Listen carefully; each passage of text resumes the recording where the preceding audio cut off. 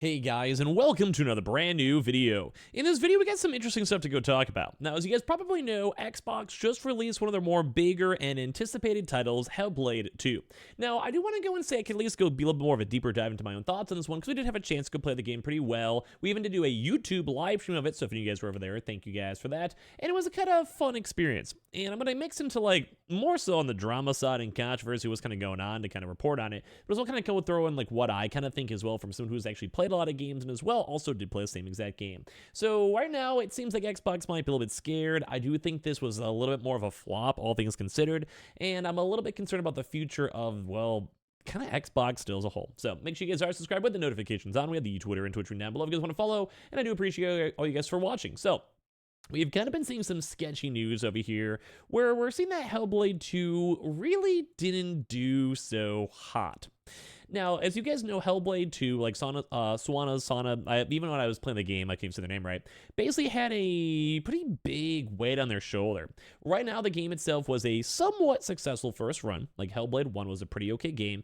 Niche and unique and different, was really cool in the psychosis of things and having like the ASMR whispers or whatever. And then, obviously, they got, like, bought out by Xbox, they got picked up, and they've been kind of somewhat marketing Hellblade 2. But we've had a few different intriguing things on this game where it kind of has flopped at least a little bit. When I did my own YouTube stream of it, which was just really random, I actually like doing, I would do more. We had some people even come in my own community saying, hey, that's so cool you're playing Hellblade 1. I can't wait for the second game to come out. Now, I'm going to find that hilarious. And if you're literally the person who did it and you're watching the video, you literally made me laugh because the game itself came out. I was literally playing Hellblade 2. I was not playing, like replaying through the old one to get like, oh, I'm so excited for the upcoming game. No, it was literally launch day of the game itself. And people generally were like, so I'm excited for the next game. Hey, Scrubbing, are you going to go play the next game? Like, I hope you guys realize how absolutely hilarious that is, because it just kind of completely like makes sense. Like, they didn't really market the game, and right now it's kind of apparent. Hellblade 2 peaks at under 2,000 concurrent players on Steam. How its launch compares to all the other Microsoft titles. So we have like a cool little article over here just basically confirming and saying that the game itself was, I don't want to say it's a big flop, because obviously this is an Xbox game. It was a $50 game, which was also only like 5 hours. I want to kind of have my thoughts on it being Game Pass wise, so like the $10 mark, but I would probably not pay $50 for this game. If I bought this game at $50 on Steam or console itself, it was a good game. Like, I like the game, but there's a few worth elements I usually like to throw into games itself. And it's kind of why I think the game didn't really do so hot, and why I'm not really sure if this game's going to be that major Game Pass saving, because I feel like a lot of people are already kind of moving off of the game. On Twitch, the game itself had a little bit of reception. I saw some bigger streamers like Lyric playing it, and like some people liked it. When I was looking on YouTube to see if people were even streaming it, not many people did, which is kind of why I decided to go and stream it, but it was kind of like a eh. And then at the same exact time, like 4,000 just kind of shows like the ratio. Now, it's not gonna always be like a golden ratio, but like let's go and say, and Halo comes out, and there's, let's say, 500 people on Steam playing it. That's pretty dead. Like, it was a few thousands at a time, so like you can kind of see. And then obviously Xbox has their own people playing it as well on console, on PC, Windows Store. But for 4,000 for a single player game, that is horrible. I would say that's very, very bad, especially if it's more of a big first party title, Xbox, and well, there's not really any other big games out. Like, if this was like simul launching with like 4 other games, sure, I can understand, but this is kind of by itself. But we saw barely any Xbox marketing. We saw barely any even like tweets, publications, ads. I don't think I even saw any sponsored streams for it, which is not like a requirement, but it does help out a lot. But I think it's kind of also because the game was kind of mediocre. The game looked good. For an Xbox game, this was a very good looking Xbox game.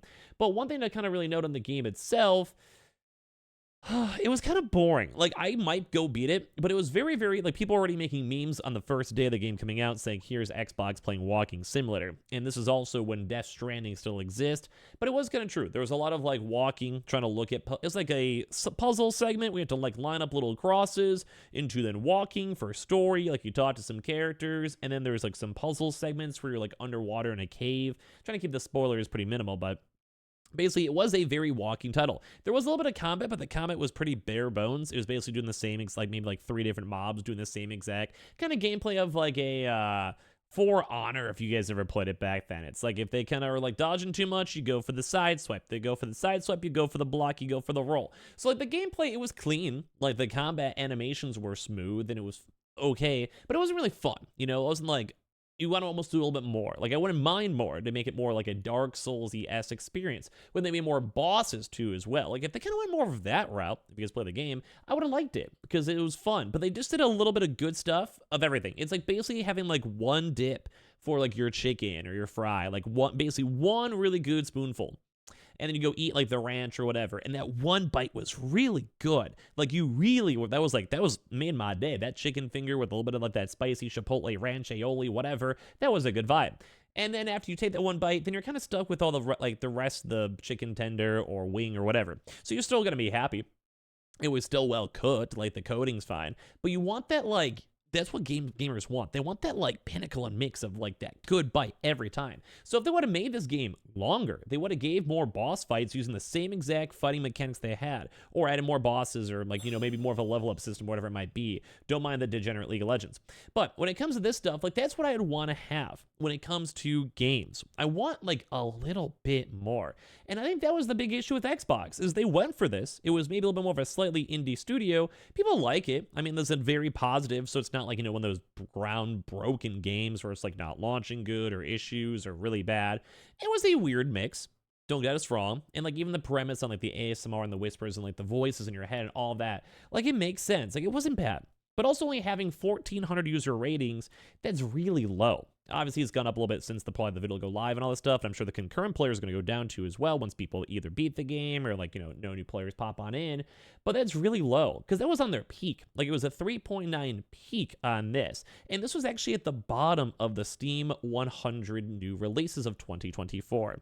So like there's like Nordic Ashes. I've never even heard about that one. Like I'm not really sure what these games are going, and right now it does not seem like this was going to be a huge run. Like Hi-Fi Rush, that was a shadow drop with no marketing, no sequel or whatever. 6,000 people was their peak on that day.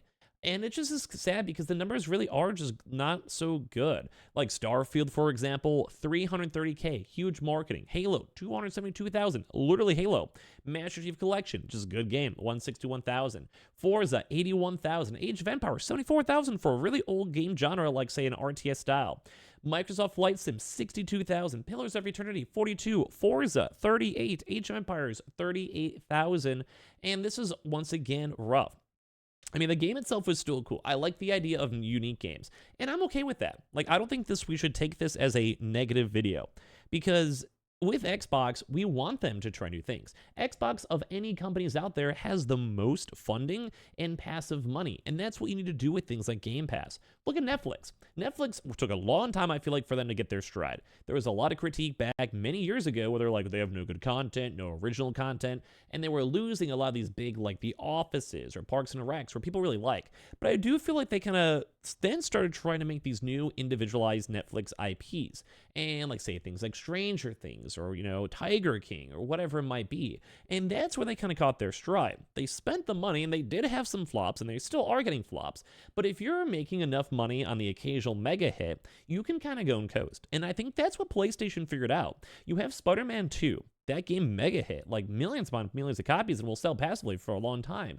Or God of War. Like, they get these mega hits, and it kind of maintains the company. Well, Xbox, what do they have? They had Starfield. That's great. But, like, what is the next big mega hit? And that's where I think a lot of people keep on critiquing Game Pass. They keep on critiquing, like, you know, just Xbox as a whole, because you're not going to want to buy games if it's available on Game Pass. And if the game is like a mid-tier game, like this was a 5-hour, pretty well-made game. I didn't hate it, but didn't love it. Don't think it was worth $50, but for Game Pass, yes.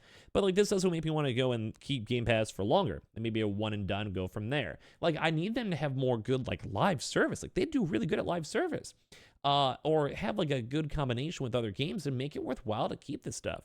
And I still think Xbox just needs to keep on throwing darts. Like I really think like this is good. The game itself was fun. It was better. Like it was a good learning curve, and it makes their probably third game going to be phenomenal whenever they make one. Hopefully it's not a Hellblade 3, but if they use the same tech and involvement and they're making another third game, I'd probably be excited for it. And that's what I think Xbox needs. More people excited for their upcoming games.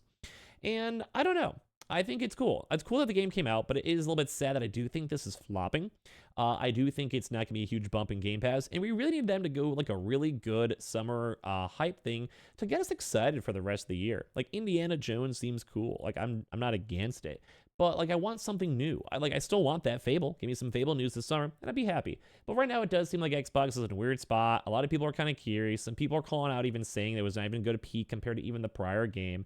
And right now it's just not a good vibe. So give me your thoughts and comments and everything down below. We have the Twitter and Twitch room as well. I appreciate y'all for watching here in the first place.